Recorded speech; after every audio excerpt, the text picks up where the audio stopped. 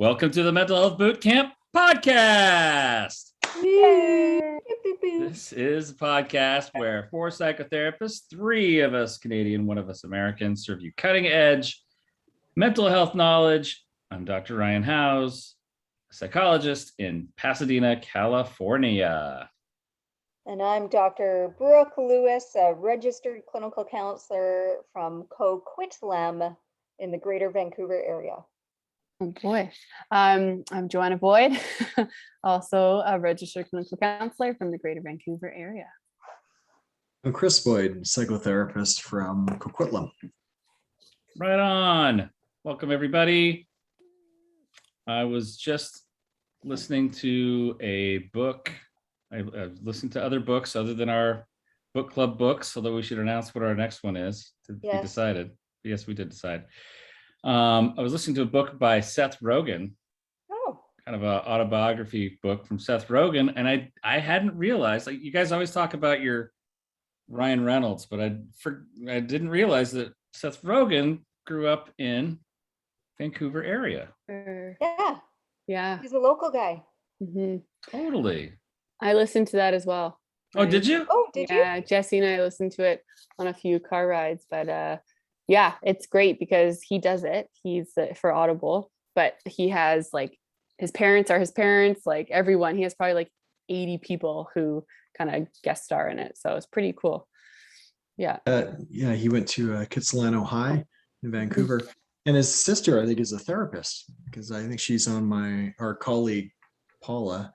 I think she's on her team out in Fraser Health. I'm quite certain. But wow, that's cool. That's pretty wild. I wonder if she wants to be a guest on the podcast one time. Just because she's Seth Rogen's sister, and it might be kind of interesting. Yeah, I'll double check my facts, but I'm pretty sure that's the case. That she's in our line of work. Let's make the invite. I love it. And I listened to another book actually that featured a local. I was driving around a lot, so I was listening to a lot of books. This book was called, not that one. Oh yeah, Adventures in Opting Out by Kate Flanders. Is that name familiar? No. Is she from the Vancouver area as well? Totally. In fact, she may be I think she was from Port Moody. Oh.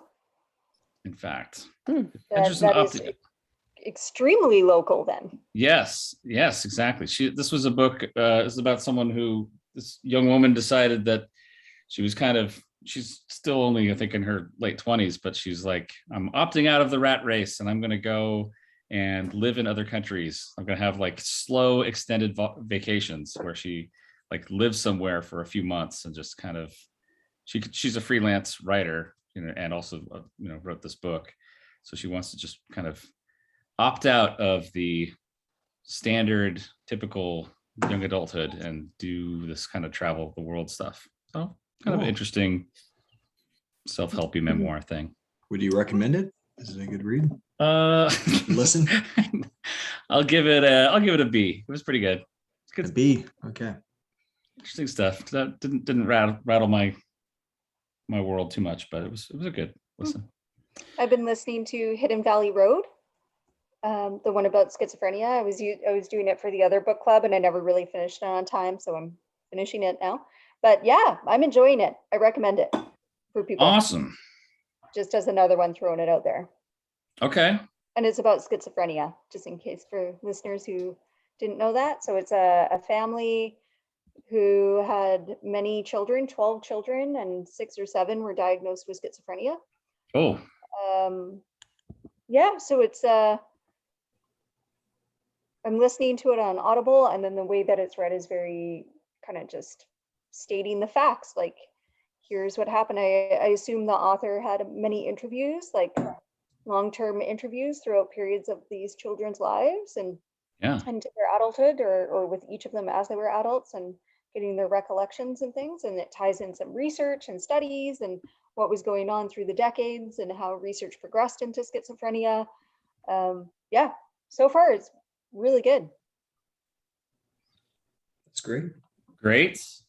Sounds interesting. I listened, it's part of my rotations. I'm always listening to these different kind of self-helpy books, and I realized something that I even tweeted something about this week. I know I don't tweet all that often, but I did a tweet. Ryan Howe's PhD. And I said, look, I think self-help books need to spend less time telling you that they're not either A, not a self-help book, or B, that they're so much different than other self-help books. Yeah. Because self-help books do spend a lot of time doing exactly those things. This is why I'm not really a self-help book, because I'm more of a, life manual. or other self-help books tell you this stuff, but I'm going to tell you this stuff. Like, come on, just tell me what you're going to tell me. Yeah. That's great. Yeah, I'm on a self-help book. I'm like a men's journal. Yes, exactly. Really not a self-help book, really. Speaking of that, though, since we're talking books, we might as well talk about our next selection, right? Yes. Which is, this is Your Brain on Food. Is that right? Yes. Yes, I think that's the one so. we chose. That's what we talked about. This is Your Brain on Food by Uma Naidoo, Naidoo, Naidoo, MD. And it's talking about, I believe, the food brain connection. How does food influence our moods and our health and our overall mental well-being, right? Yeah, she calls herself a nutritional psychiatrist or something like that. It's on the cover of the book. I've never heard that term before, so I'm curious to learn more. I think it's a budding field. This is a very, very new field. I feel that there's like naturopathic medicine that does look at how to heal your body and your hormones and things in holistic measures, and obviously others as well, herbal medicine or nutritionists, but really focusing on mental health and food, I think, is a more of an up and coming newer field. There's some stuff out there, but there's not many people that really dig into it, so I'm looking forward to it. This is Your Brain on Food. I now I'm suddenly wondering if you guys, gosh, if you're either old enough or if it wasn't maybe even a Canadian thing, but there was a whole campaign, an anti-drug campaign down here called This Is Your Brain on Drugs. Have you ever heard of that? Well, isn't that the one where they crack the egg in the frying pan? Yes, exactly. Yeah. Who doesn't know that one? Okay, good. All right. I didn't know if that was international or if it was just an American thing. So yes, this title of this book, I think, is a play on that. But so you did have that commercial. Good. Sure did. This is your brain. This is your brain on drugs. Yes. Very scary. So that's our book. This is Your Brain on Food. We'll be reviewing that in a few weeks. So rush out, get yourself a copy. I think are we all converted to listening now? Is that all we do? None of us are page turners anymore? No, that's not quite how it goes. I listen to books in the summer so I can like suntan. And I don't have to worry about like holding the book in awkward angles and shadows. Yes. But now that suntanning's over, I will be reading again. Wow.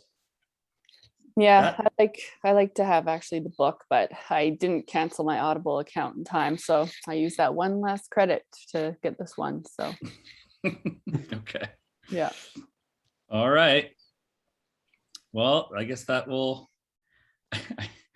Who would have thought that your suntanning is actually the motivation for listening to books? That's great. Yeah. Otherwise, reading. I read much faster than I listen. Oh, okay. Yeah. Do you retain as much, do you think, or is it different? I think it's different. I think I retain more by reading than listening. I say that now, but then the more recent book, Bruce Perry's book, I thought was really good as an audio book because I think it was written to be audio. Yeah. So, yeah, that one with the excerpts from the shows and all that stuff, that was pretty entertaining. As a side note, quick side note on that, because I did get the hard copy of the book, so I'm going to do a basic presentation of it. But how they did it, Bruce Perry is in black font and Mhm. Oprah's in blue font. Oh, really? Oh, smart. Yeah. Interesting. And there's Cool. like, it's spaced out. So when one is finished, there's a solid gap, maybe a ½ inch or an inch before the next color, and then a ½ inch or an inch. And then, yeah. So it's very clear on who's writing. Interesting. Yeah, It's it's a a cool way cost a to bit do of it. extra money to do that, but I guess when you have the Oprah money, you do whatever the heck you want. Yeah. You can make that font any color you want with Oprah money. It's a beautiful Absolutely. blue. It's very easy to read. It's not an annoying blue. It's a very lovely, easy to read blue. Right on. That sounds Good great. to know. I just finished that book, Black Swan. No, I'm kidding. I'm rereading Sapiens, actually, which is a fantastic book. Very different. But Hmm. It is a good book. Still have to read that one. And I've been meaning to go farther in the series, right? Doesn't he have a couple others? he does, yeah. I think Sapiens is his best one, I think. But Okay. Yeah, it's good stuff. Well, very cool. Well, this isn't book club night, everybody. We're just announcing the book. This is your brain on food. Go out and get it. We're here to do ambushing, podcast ambushing. One of us knows what the topic is. The other three do not. We're back to the classic format here of the Mental Health Bootcamp podcast. And as it turns out, buckle up, everyone. Tonight's question is from Joe. It's kind of a wild card. You never know where you're going to go with this. No. You never know what we're going to get with a Joe question. Yep. I'm very That's true. excited. I'm on my game here, ready to hit it. So when you're All ready, right. Joe, send it on down. Alrighty. There it goes. A little bit. Yeah, I don't know. I was just curious as to what you would say, and I think it'll be a fun little conversation. Okay, everyone, are you ready? We'll find out. I guess we'll find out. Here we go. Here it is. Love languages. What are they? And how can they be helpful in relationships? Bonus question. What is your love language? Yay. that's a good one. It's a great one, Joe. It's Actually, a really great one. I had a client today, Joe. I was talking about love languages and he nodded. He said, yeah, I learned about that in grade 12 psychology class. Oh, that's great. But it's pretty Wow. amazing how common that knowledge is. Like I would Oh. say the majority of my clients, when I mention the love languages, I think it's Gary Chapman, right? Mhm. Mhm. They're aware of it or understand kind of the essence of it. So Mhm. That's good. I still have a mix. I think there's some people who know, and then the ones who don't, I'm like, ooh, this is fun. And then there's always some people who are like, oh yeah, okay, that makes sense. Or yeah, yeah, But I you think put it on the is- spot and have to remember what the 5 are. yeah, I think definitely it's good practice for sure. But yeah, I think it's relevant for kind of, intimate relationships in terms of like if you have a partner. I think it's important. It could be useful with young kids, teenagers, as well as like coworkers or even siblings, really. But I think he explores, I think the coworkers, teens, kids, and partners more so. I believe there's books on those ones. But anyways, yeah, let's jump in. I think it could be helpful for some people, hopefully. Okay. I don't know if you guys know this, but I actually got to interview the guy, Gary Chapman, once. Oh, Yeah. And how'd it go? It was great. I gotta say, I love being able to interview different people for the Networker magazine. Some stand out, and he really stood out as just a genuinely warm, kind, friendly fella, and he's a Southern man. He's from North Carolina. He's both a pastor and a counselor. He wrote his book actually all the way back in '92. So that book's been out for 29 years now. Wow. And he's just speaks about it, and still talking about it, and I'm sure there are new editions, updated editions of the book. But just very generous with his time, and tells some wonderful stories. It was just a delight talking with him. I think he, by the end of the interview, I think he like invited me over to his house for cobbler with his wife or something. Just a really nice, sweet guy. That's Aw. awesome. Yeah, it was really cool. Yeah.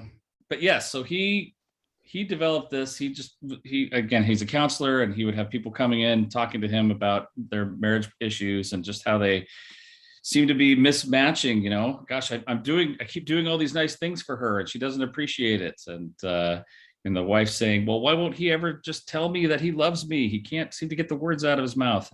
And he started to realize that people have these different Needs. modes, these different ways of communicating. Both the way that they give love and the way that they best receive love. And sometimes there can even be a difference there. Sometimes people like to do things for someone else, but they like to hear the words of affirmation back. So it's kind of an interesting way that works. But so he just thought, well, let me just kind of boil these things down. And he came up with the 5 love languages, right? So quizzing you guys, can you name them all? Yep. Let's give it a go. Should we go around? one by one? Okay. Sure. Who's up first? Quality time. Acts of service. Quality time. No, affirmations. Words of affirmation. Words of affirmations. I don't know. Gifts. What is it? Oh Yeah. that's Gifts. good. Yeah. And Yeah. physical touch. Physical touch. yeah. Yes, these are the 5. I've also heard it broken down to 5 T's before. Oh, Touch, talking, tokens, time. time, and What's the acts of service one? tasks. Hmm. Oh, Yeah, interesting. yeah. Tasks, time, tokens, touch, talking.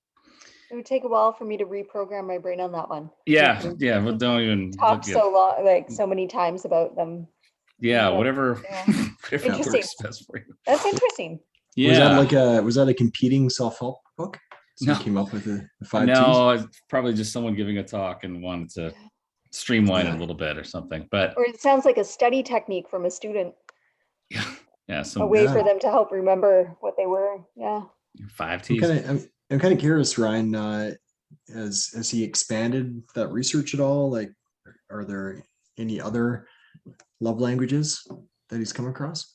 I don't know that he has done. I don't think it necessarily comes from research as much as it comes from just his own personal experience, frankly. That's true. Yeah. And there may have been research studies done since then. I don't know about them. Certainly it's kind of a fun thing. There are different quizzes and stuff out there for people to take, and like, what's your love language? And that's fun for people to do. But as a actual psychological construct, I'm not so sure. I did once, though, actually very recently, I had a client talking to me about their partner, like paying good attention and remembering details of what they're talking about, like having a good memory for things like, oh, in January, I said, I really like this type of flower. And in October, they bring them that type of flower, They said they felt like that kind of memory was like their love language. Felt like that was really cool. being attentive, I guess. Like listening and being Yeah, attentive. yeah, it's listening, but it's like really deeply, taking that in, holding it in your memory. And that's kind of cool. But I think that's a good one. I think that one could be added. maybe so. Future revisions, you should call up Gary and let him know. Gary, I've got a 6th for you, buddy. Let's sit down with some cobbler and say, let's talk this out. Yeah. But that could be almost like a meshed, like an undertone for all of those languages, though, because if you remember that she said a certain flower, it's going to be part of the thought going behind the gift you're going to give, showing that you remembered and cared. If it's, hey, I really wanted to go check out that restaurant or go bowling, and then they choose that as a quality time activity. Yeah, right? It could be. That's true. Yeah, like being attentive could be an underlying theme for all those, right? Yeah, for understanding your person. And It's a great point. So the Just reason fun. this was so revolutionary, reason why people are still talking about it after 29 years is because it rings a bell for a lot of couples when they are kind of spinning their wheels, kind of trying to figure out what's going on. Why are we not, we both seem to really love each other, but we're missing each other in some fundamental way that they don't quite understand. This concept of love languages comes up, and it's kind of a light bulb moment for them. And they're like, oh, I get it. You express love by spending quality time, but I just want some gifts, or whatever it might be. And once they realize this is kind of your natural proclivity, this is your style, this is the way that you express your love, but this is the way that I really want to receive it, then people can tweak that a little bit and kind of understand each other better. Maybe that ends in changing behaviors, or maybe it just ends in kind of interpreting things differently. Like, oh, he's sweeping the floor as a way to tell me that he loves me. I didn't really think of it that way. I just thought he was doing something, but now I realize that this is a love language, and people can reinterpret that as a loving thing. It's I think one thing I like to say, or in describing it, is I think some people have a tendency to love others the way they want to be loved, or the way that they receive it. And so so learning that, oh, that actually might be different, and it might not be the same, is kind of like, oh, okay, so just because I like to be hugged doesn't mean that that's what my partner seeks, or they might appreciate actually just hanging out. And so I think it's just that we just got to kind of it helps us be a little more selfless, and try to build empathy and intimacy when we kind of work on what do they need versus no, I think that's the key takeaway from my perspective too, is that understanding, the first step is understand someone else's preference, then maybe show them that you love them through their preference, not yours, right? Sure. So maybe what makes sense to you is that quality time, but what they really want is that physical touch. Maybe that's, it may take a bit of I don't know, courage to express that love differently, right? Step outside that comfort zone. Absolutely. And you'll see this. So it's funny how oftentimes when people realize this, or when they're first approached with this, maybe they hadn't heard about it before, it's kind of a shock for them. Like people often think that the love language that they find to be important must be the only one. Like, well, I spent all afternoon with you. How could that not be? I spent quality time with you. Why wouldn't you assume that that's love? Doesn't everyone know that that's love? The other person's like, yeah, but you didn't do anything for me, or we didn't talk, or something, you never hugged really me. Needed help with that thing, or yeah, exactly. And so the eye-opening oftentimes for people comes when they realize, oh, there are other ways that people experience love, and mine isn't the only one. Oftentimes, like couples maybe differ in their ideas of public displays of affection, right? One person's like, oh, I just want to hug and hold your hand and give you big smooches in the middle of the street and all that kind of stuff. The other person's like, gross, I don't want to even I don't want to do that with anybody. Let's keep that behind closed doors. It doesn't mean that they don't love each other. It just means they have a different way of expressing it. But it's true, because if that, you think of someone reacted that way, the other person may take that really harshly, right? Yes, like maybe they don't love me, maybe they don't want. So that knowledge is super important for sure. And I find that it's important to have that conversation sooner than later. And I think a lot of couples, as this love languages becomes more common knowledge, I think that's actually happening. It's kind of a fun thing to talk about, right? Totally. Yeah, I think Dr. Gary Chapman, he is touted it as just one of the simplest ways you can maybe improve your relationship, right? Just having that conversation and figuring out how you feel love and express love. And totally a fun conversation. And there's that quiz you can do. I believe there's a website. maybe it's his website or the website for the book, and it's a quick quiz that you can do to figure that out. Maybe do that with your partner, create some good conversation. Yeah. Yes. I'm quoting him from my little interview with him. I asked him, why do you think this, after all these years, this book is more popular than ever? Because it's still a bestseller, by the way. If you look on best-selling lists for relationships, it's still like a top 5 bestseller. Wow. He said, it's because it speaks to the deep human need to feel loved by the significant people in your life. I think that people read it and have an aha moment. They look at their relationship and realize, I think we've been missing each other. So they try speaking each other's language, and it really does change the emotional climate. I think the book speaks to readers because almost everybody can agree that their primary emotional need is to feel loved by the significant people in their lives. If we feel loved, we can pretty much handle the rest of life. And it's a simple idea, easy for people to understand, but not necessarily easy to do. So That's well said. Well yeah. put. Yeah, because it's like he says in that quote, people, he uses that as a general, but Yeah. I really appreciate how the concept of this can be expanded to your other family members or your children and your coworkers or these other people in your life. Just something simple to say, I see you and I value you, and let me try and connect with you in a very simple way, right? Just, just to improve like a parent-child relationship or when they become teenagers, Yeah, right? Like it's great. sure. Speaking of which, do you think a person's preferences are, of course, influenced by their caregivers from parents? Yeah. Do you think that's modeled to them?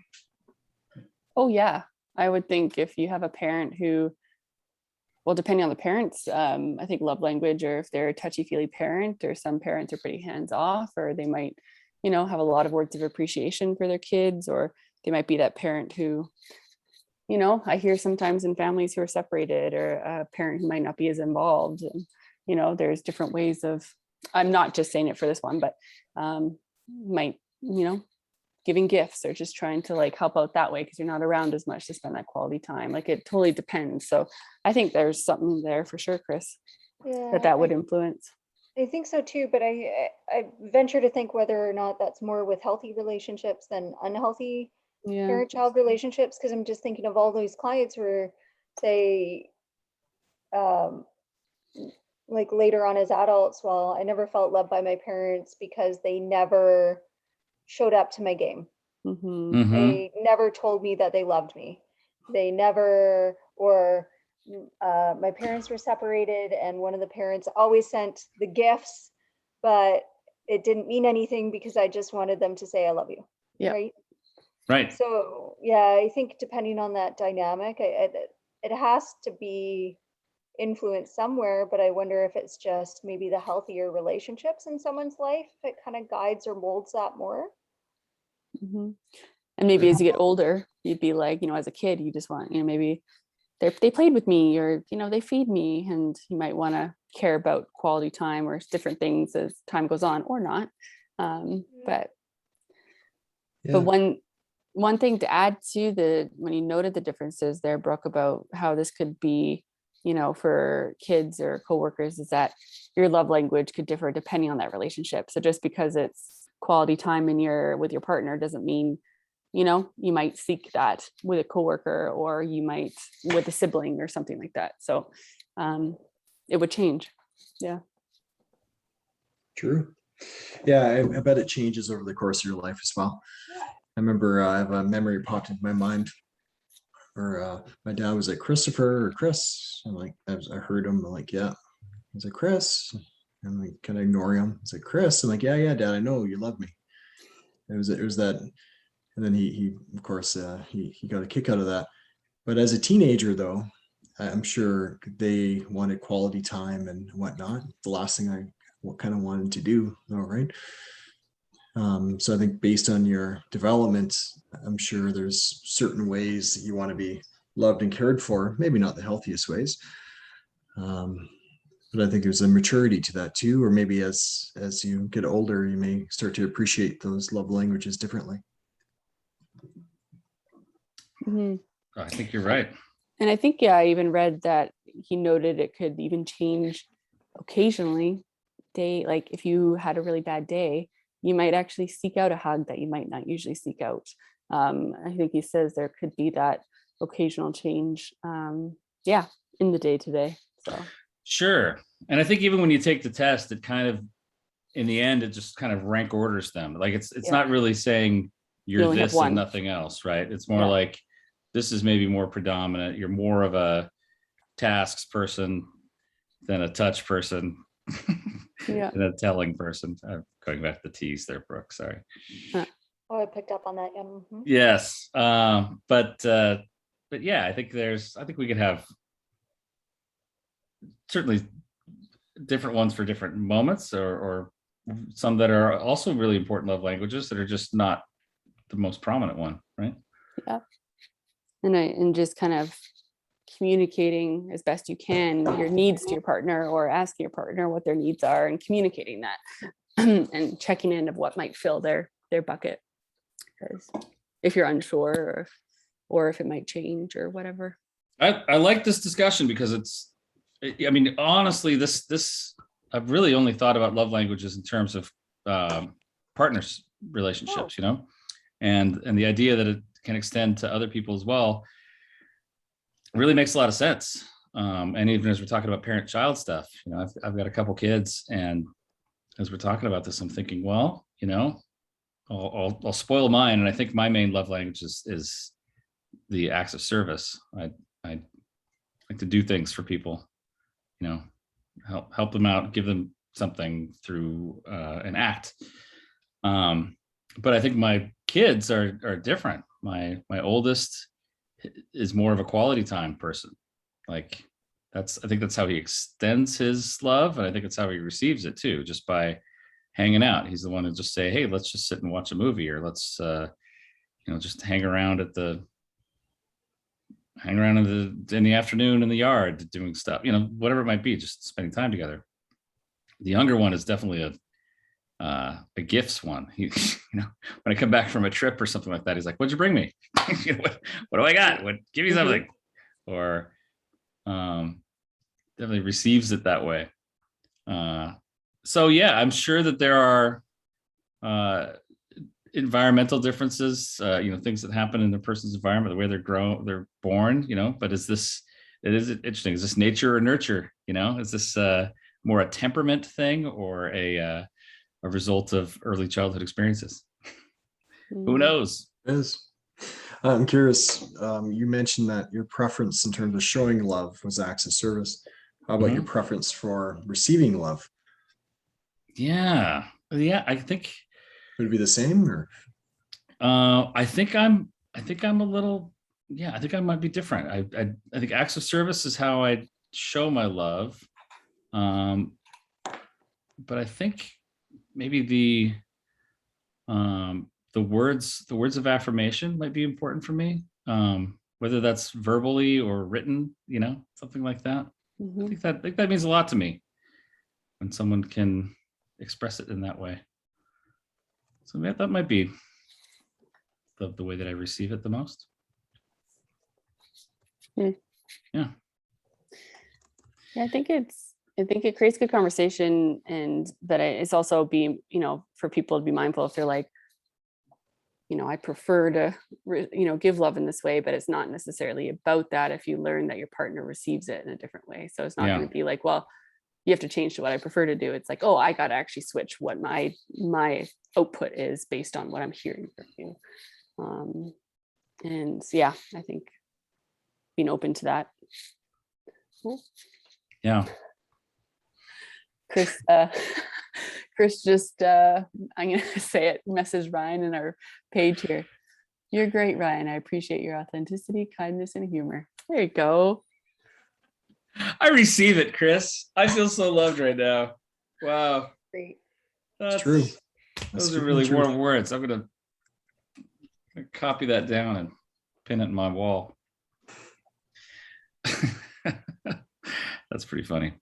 How about you guys? What do you think your love languages are? Brooke, I know you're all about touch, right? Yeah, man, I know that one Brooke's is physical way down touch there. like 5. I say Um, that in jest. Yeah, yeah. No, my top one, I believe, is quality time, Uh-huh. and probably followed with like acts of service, I would think. Yeah. Yeah. Yeah. If attunement was on there, it would be that, like, Yeah. you know, yeah, being here and present and attuned. But I think really that's everyone's. I think you're right. That's a good Yeah. point. Yeah. So is that, I got asked the question about giving and receiving, right? So do you think those are aligned for you? Like you both, quality time is important for you as you give it, and it's also important to you to receive it. I feel like that's probably more how I receive Uh-huh. love, is through quality time and acts of service, but I probably show it through more like acts of service or gifts. Okay. Yeah. And that's, my dad shows it through acts of service and my mom shows it through gifts. Interesting. But Yeah. I feel most loved with quality time, and sometimes acts of service. They kind of go hand in hand at times.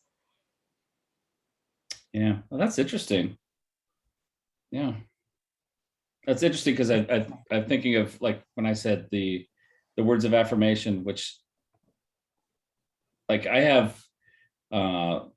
keep letters from like old letters from my family and friends, and I even have letters from my mom from when I was a little kid, and those, she was a writer and she expressed herself in that way, and those were meaningful. So I think, yeah, I think as we're talking about nature versus nurture, I think maybe some of that is kind of does trickle down. Like, that's the way that we first received love, and that's something that we maybe take with us. You're talking about your family. Cool. I think it's important to note for gifts, it doesn't mean, it's all about just what are you going to give me, or, focus on it's, I think the idea that someone intentionally thought of you and wanted to do something, or, like there's some, not necessarily all the time, I guess, but there's some thought put into something. So if gifts is up there for someone, it's not oh, they only care about what they're, give me all the things, spend money on me. I think it's the thought that goes behind it. Absolutely. Yeah. Yeah. Which is, yeah, I think more for me, like sharing, for those who know, like I'll be like, oh, I made you this thing, or I saw this little thing and I thought you would like it, so I got it for you, or Totally. I'm gonna bring a thing, I'll bring dessert or wine or whatever for dinner. Like I Sure. just Or think of someone like giving gifts that way. paying for or helping to pay for someone's education or something like that. That's Yeah. a gift and very meaningful, right? Yeah. Yeah. Sure. It's good. What about you? What about you Boyd kids? Yeah. This is gonna be like a research experiment here for nature Yes. nurture. How about Nature. for you, see both? I think it depends on the individual, or depends on the relationship, right? So I used to work for an agency, and we actually read the book, His Love Languages for Work or Colleagues. I'm not sure what the title was, but we did the assessment. I can't remember what the results were. It was many, many years ago. But I would say with colleagues, it's probably more of words of affirmation. I think that was probably pretty consistent and kind of makes sense within that context. I think with friends, it's probably quality time. I think with family, quality time and affirmations. I think with a partner, it'd probably be, again, quality time, affirmations, and probably physical touch as well. Quality time, so affirmations, and physical touch from a partner. That's asking quite a bit there, Chris. it is very demanding. It's like 60% of the whole thing right there. Yeah. But that could be the order of them for it, right? Oh, sure. Like they all Could pertain be, to. yeah, I think there's a variety there. I think, as you mentioned, it's not usually one or two, it's a collection of them all. So, but it varies. Absolutely. Yeah. So I think that is preferences in terms of receiving, in terms of, in terms of showing it. I think quality time and affirmations are pretty important. Yeah. I think. I don't know. I gotta do the assessment again. It's actually a pretty straightforward one, isn't it? Like 30 questions or Oh 40. yeah, it's a quick and dirty one. I'm sorry to keep referring to this article, but I asked them this question, might be interesting for us here. I asked them, does the way a person expresses their love always correspond to the way they like to receive it, or can there be a difference? And he says, I say that it's a clue. The language they speak most often is probably the one they want, but it's not always. I don't have hard research, but my guess is about 25% of people who speak one language predominantly desire to receive love in another language. Another clue is to note what people complain about most often, because complaints are really revealing. If they say, for example, we just don't ever have any time together anymore, we're like ships passing in the night, they're telling you that quality time is their language. Or if you go on a business trip and you come home and they say, you didn't bring me anything, they're telling you gifts are their language. A third clue is to consider what they request most often. If they're saying, honey, can we take a walk after dinner? They're probably asking you for quality time. So even without the test, you might be able to deduce what someone's love language is, right? Good point. Yeah. Yeah. Very practical. Yeah. Yeah, we all know Joe just likes gifts, right? Give me all the things. Yep. Just no. Yeah, no, it does vary depending on the person. With a partner, it would probably be quality time, physical touch, words of affirmation would probably be my top three. But it's just even interesting, like different people in my family, right? Like I go to, first thing is hugs. I'm big on hugs, but you know, it's not like everyone in the family is very huggy. So something for like some sibling relationships would probably be more about quality time or words of affirmation. Parents, hug would be first, physical touch and quality time. So it varies for sure. But it's thinking of my mom. She's good with words of affirmation and she's good with her little acts of service. She's a doer for people. And for friends in the community, she does things for people. She thinks of them and she expresses that a lot. And I guess that's a little bit of gifts in there too, because she's just very thoughtful. But yeah, it's just interesting looking at the people in your life and being like, guessing what theirs are. Mm-hmm. Okay. Joanna, Brooke, you guys are close. You guys are friends, right? And Brooke's, physical affection is at the bottom of the list. Joanna's up at the top, at least with family, close people in her life. So how do we navigate this? How do we bridge this difference here? It's fine. Yeah, I don't know. Like I know There's Brooke is respect. not a hugger. Yeah, and I don't then demand it. I don't like it. For me, I know Brooke's not a hugger, and it's like, okay, like I know that if she doesn't hug me, it's not because she doesn't care about me. I think there's other ways to hang out or little thoughtful things over the years. So yeah, I don't think it matters at all. Not really anything to navigate. And Yeah, I try and stretch out of my comfort zone to give a very awkward hug once in a while, like once every 10 times maybe. Yes. Like this, like a big, like, awkward thing. But Joanna knows what Brooke's preferences are, probably deduced what Brooke's preferences are, right? Mm-hmm. So she knows that physical touch is probably not going to be how Brooke receives it. Yeah. Yeah. So she's adjusted, right? But there's some consistent ones there. Yeah. No, that's great. And Brooke, I see you in person once, maybe twice a year. And when I first see you, I give you a hug, and I know that you don't like it, but I don't know. I don't think I'm violating a boundary here, but No. I hug back. I consent to a hug back. Might be different because I see Joanna and Chris like on a very regular basis. Yes. If I saw you every day, you wouldn't get a hug every day, but no. once a year, so I can genuinely hug you. And I appreciate that. And after this conversation, I appreciate it even more. It's very nice.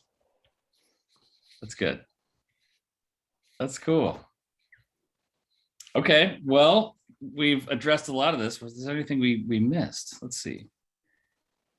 What are they and how can they be helpful in relationships? I really like extending this conversation to, beyond romantic relationships and and just into even friendships and other places in life. I think that's really important.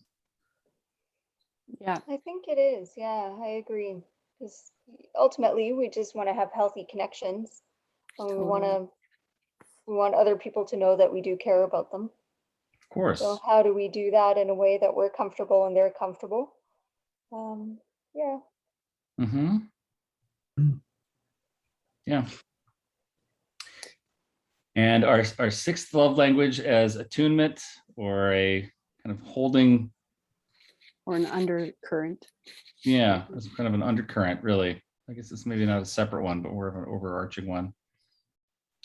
We'll give Gary a call and see what he thinks about it. Mm-hmm. I'm sure he's Great willing. idea. After 29 years, he's probably willing to just scrap the whole thing and start over with our new paradigm here. The 6 love languages. There we I'm sure we go. could write another book for the next 30 years. Yeah, of course. Yeah. Now, do you think that enhances all love Mhm. languages? I Totally. imagine you just buy someone any gift because you know that they like gifts, or you just say, "Oh, you just give feedback that's not super genuine, but you know they like feedback, right?" I think you can kind of see through that Yeah. pretty quickly. Real quick, as kind of a little bit of a side note here. I had a talk with a client recently about quality time. What does that really mean? You know, what is quality time?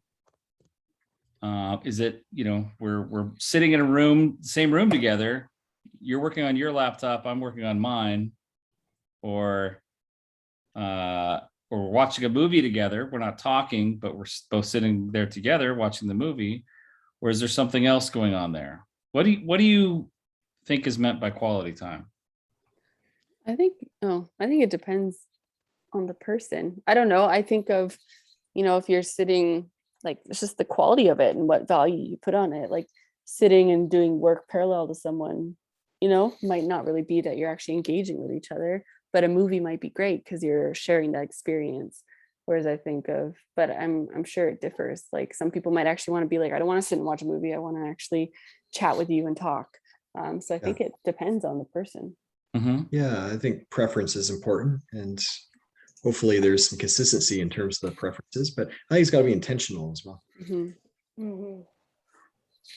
Mm-hmm. Mm-hmm. Yeah, but So it's something about the connecting, something about either the experience, the shared experience there, Mm-hmm. or well, if you're going to sit and watch a movie, then watch a movie. If that's the intention and that's the preference of both of you, but one person's on their phone or distracted the whole time, then Exactly. that's an issue, right? Yeah. So kind of like a goal alignment. You're doing something together and you're both wholeheartedly doing whatever that is together. Yeah, but sometimes it's nice just to work in the same room as someone on your laptop. Yeah. Just that close proximity, like, we are social relational beings. I think just being in that close proximity can be beneficial. yeah. But that's not always the case. Yeah. Yeah. I think there's something with being split-minded. If you're split-minded in the moment, then I don't think that it's quite quality time. How do you mean split-minded, Brooke? Well, kind of more what Chris was referring to. So if you're working next to someone, Mm-hmm.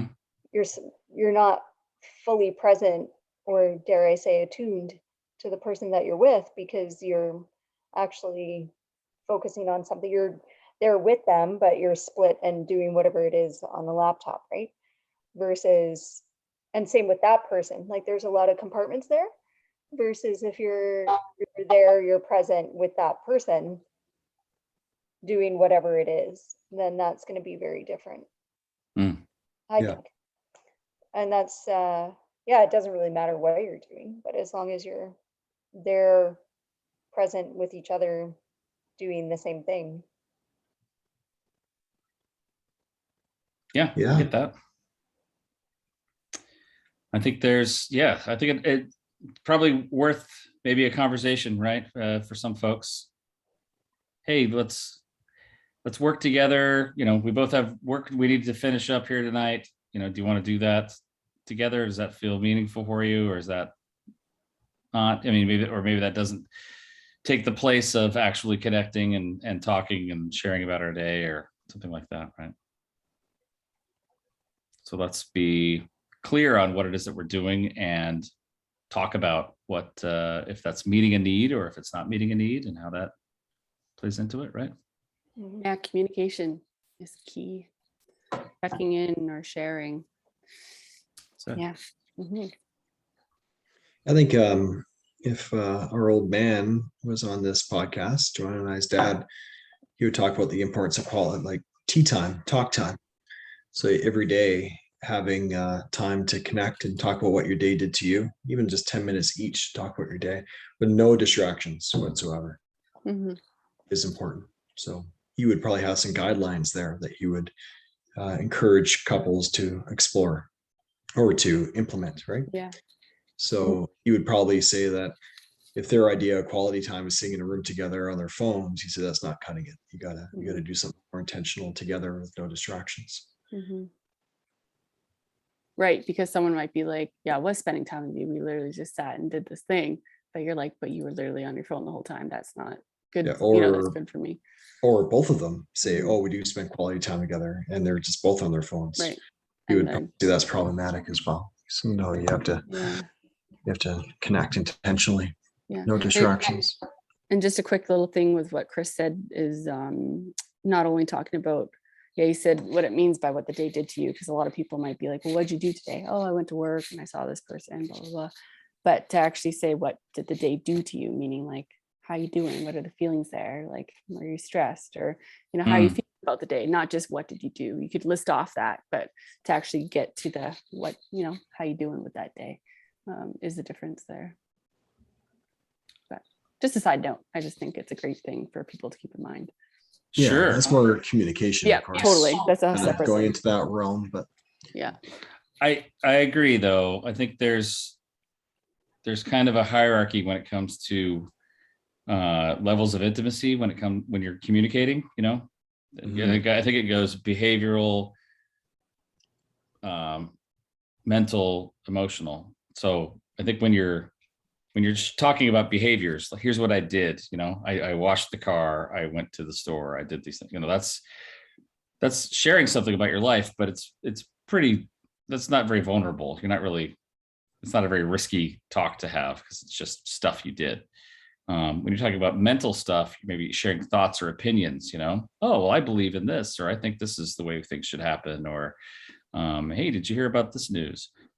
That's a little more vulnerable because you're sharing your opinions, and those are a little more risky, I guess, in some ways. People could disagree with you. But then when you get to the feeling level, here's how I felt, or here's how I feel right now. I think that's the most vulnerable we can get when it comes to the level of sharing. And I like that distinction, not just what did you do today, but what did the day do to you, is talking on that feeling level. I feel exhausted, I feel energized, I feel sad, whatever it might be. You're going to that deeper level. That's cool. Mm-hmm. That's good. Well, I think we covered this topic. It was a great topic, Joe. I don't know, words of affirmation are not super high for you, but I'm going to give them to you anyway. They're like my third. They're very important for sure. Third So highest, just let me hear. But boy, this is a good topic. Thanks, Ryan. I'm really glad you brought it up. I love talking about this with people, with clients, with everybody. It's a good topic. And helpful. Yeah, definitely. Yeah, no, I think we did a good job kind of exploring it. So, and if people are interested, you could do a little quiz or get the book, or Ryan, there's the book for the teens. You can find that as well if you want to look more into that. Oh boy. And don't assume that your family member, friend, or partner knows that you love what them, your love right? language is. Mm-hmm. Or knows. Yeah, just ask the question and be vulnerable and say the words or do the acts or whatever it might be, right? Mm-hmm. Absolutely. Good. It's a good thing to jump into. So I'll add some links in the description of the podcast for a few resources there, and we will go from there. But I will say if you want to know the Mental Health Boot Camp's love language, Mental Health Boot Camp podcast love language, it is liking or subscribing or telling a friend or four about the Mental Health Boot Camp podcast. So if you like what you hear here, then please spread the news. That's our love language, right? So like, subscribe, Apple, Google, Podbean, Audible, Spotify, Stitcher, YouTube. Send us a question. Send all of your questions to info@mentalhealthbootcamp.com. Visit us on Facebook and Instagram. And we will see you guys next time. Good night, everybody. Good night. Bye. Good night. Thanks for listening. Bye-bye. Bye now.